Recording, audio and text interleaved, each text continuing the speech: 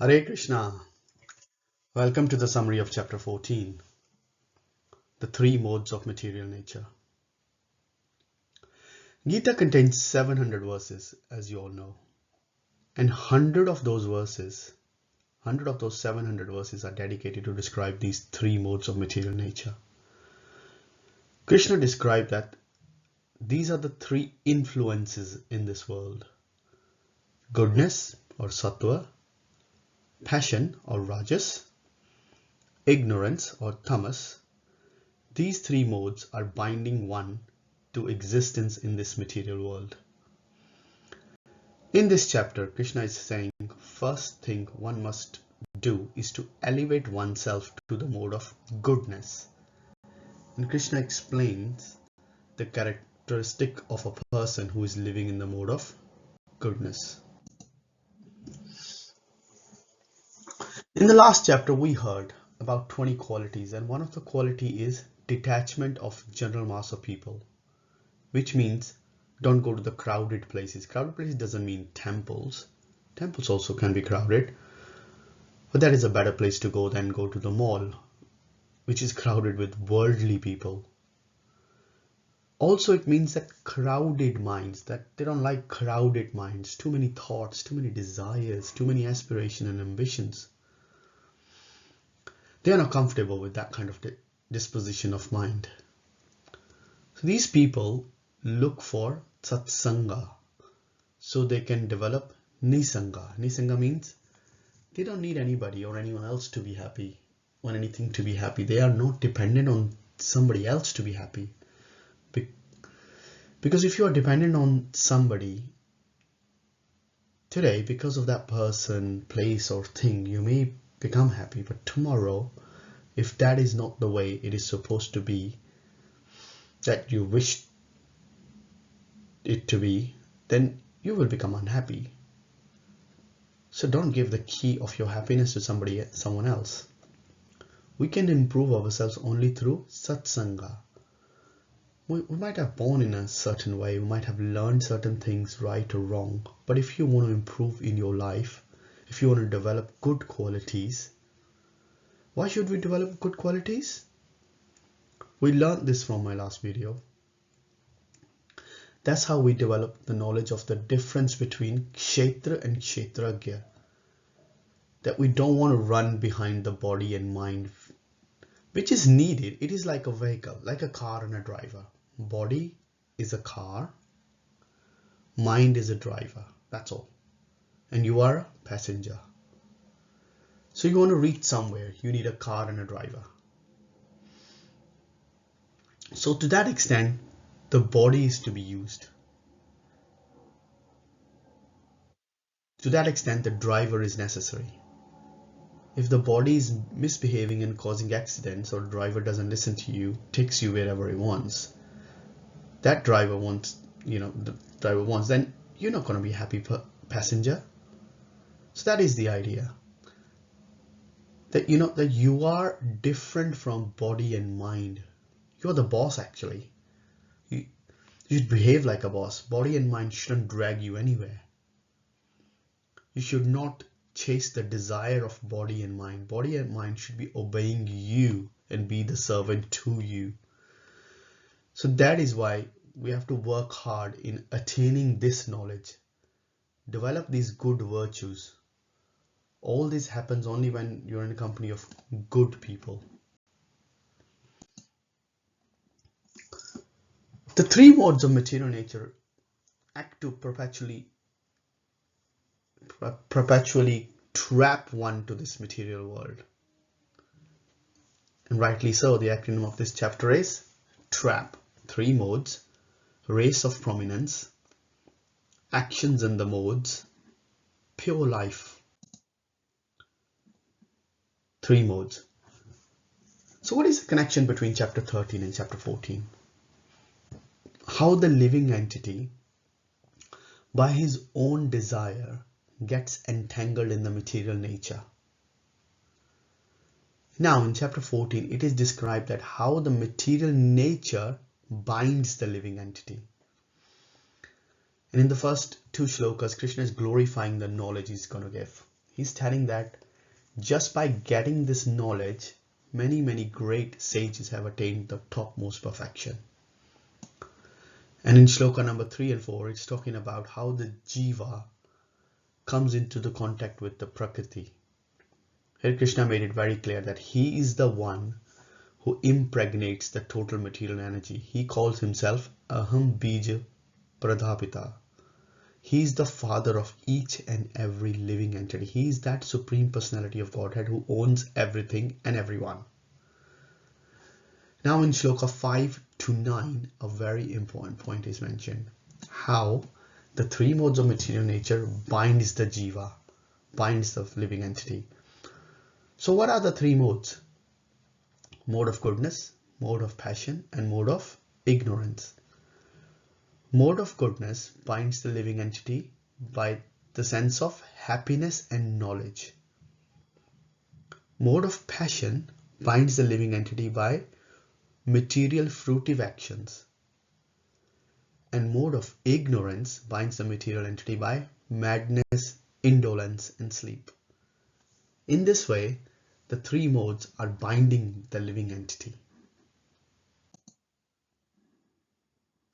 Race of prominence. In this section, we will understand how the three modes of material and nature are acting. For sometimes, mode of goodness will take over the passion and ignorance, and sometimes passion take over goodness and ignorance, and sometimes mode of ignorance takes over goodness and passion. So here a very practical lesson for all of us, that in general we cannot say that this person is going to remain like this forever, because in different circumstances, either the mode of goodness, the mode of passion, or mode of ignorance is going to lead, and accordingly the behavior of the person will change. So many times people say, oh, you changed so much. Obviously, I will change because I am the three modes of material nature. This is the point. Now, when the goodness takes over, what happens? All the gates of the body are eliminated by the knowledge. And when passion takes over, there is an increased attachment, fruitive activities, and uncontrolled desires and hankerings. And when ignorance leads the other two, darkness, inertia, madness, and illusions are manifested.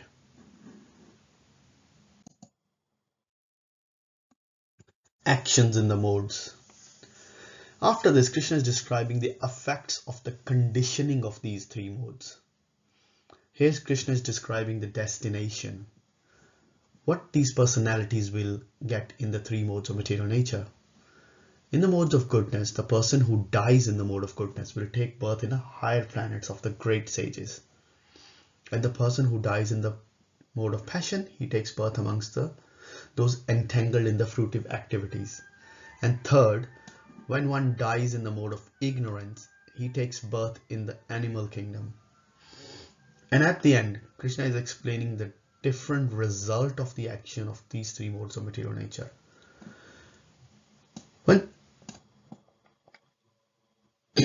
When someone is in the goodness, and that's a very high state, of very pure. But then when someone in the mode of passion, that the result is going to be misery. And then when someone in the mode of ignorance, the result is always foolishness. Here Krishna made a strong point that mode of goodness leads to real knowledge. Mode of passion leads to greater greed develops. And in the mode of ignorance, foolishness, madness, and illusion develops. Right at the end in the section, Krishna is saying, what is the ultimate result that the person gets? In the mode of goodness, the person goes to the higher planetary systems. And the person in the mode of passion, they live on earthly planets. And the person who is in the mode of ignorance will go down to the hellish worlds. Pure life. In this section, Krishna is making a strong point and giving a solution to get out of this entanglement of three modes of material nature. a very, very important section. So here Krishna is making a point, who can actually break or entangle from this entanglement of three modes of material nature? A person who sees the material nature as a doer, and Krishna, the Supreme Personality of Godhead, as above the three modes of material nature. In shloka number 20, Krishna is saying that when someone transcends the three modes, what happens? He can become free from Janam, Mrityu, Jara, Vyadhi. Person can become free from Janam, birth, Mrityu, death, Jara, old age, and Vyadhi, distress or disease. After hearing these sloka, Arjuna is asking some questions. Krishna, tell me, number one, what are the symptoms of the person who transcends the three modes of material nature? What is his behavior? And third, how does he transcend the modes of nature? Krishna is now going to answer these three questions. What are the symptoms? A person who has transcended the three modes of material nature does not hate illumination, attachment, and delusion when they are present, or long for them when they disappear. So what is the system? A person is not hating or is not longing for the same. And second, what is his behavior? This is answered in shloka number 23 to 25. One who is undisturbed in any situation which are enacted by the three modes of material nature, he is neutral. He is transcendental. He is equipoised both in happiness and distress. He sees even a lump of earth and lump of gold on the same level. He's the one who's equipoised in both honor and dishonor. He treats both enemy and friend alike. So these are some of the wonderful qualities or behavior of a person who has transcended the three modes of material nature. Now a very important question. How does he transcend the three modes? The answer is given in shloka number 26. A very, very important shloka, which says there is only one way. That is by practicing bhakti yoga. So by just practicing bhakti yoga and engaging in full devotional service, unwavering in any situation, the person can transcend the three modes of material nature. And finally, in shloka number 27, Krishna is making a very, very important point. In shloka number 26, Krishna said, the one who transcends the three modes reaches Brahman. Now here Krishna is talking about what is the source of Brahman. And for everyone's information here, what Krishna is talking about is the effulgence coming from the body of Krishna, Brahma or Brahma Jyoti. Here Krishna is saying in shloka number 27 that I am the source of Brahman. So in this way, in this entire chapter, Krishna has wonderfully explained how the living entity gets entangled or how he is bound by the three modes of material nature. What are the different results and destination that a person gets in the three modes of material nature? And also how to get rid or disentangle from this entanglement of three modes of material nature. One thing is for sure, that the topmost anga of bhakti is chanting the holy names. And someone who chants the Hare Krishna Maha Mantra, let's do it. Hare Krishna, Krishna Krishna, Hare Hare, Hare Ram, Ram Ram, Hare Hare. And when someone chants the Hare Krishna Maha Mantra, that person can easily go above the three modes of material nature. So in this way, the entire chapter number 14, Krishna gives the topmost knowledge, the knowledge which can help the practitioner to go above the three modes of material nature and attain the ultimate perfection.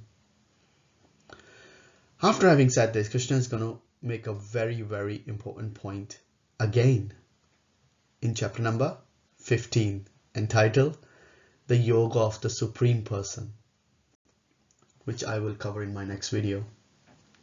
Hare Krishna.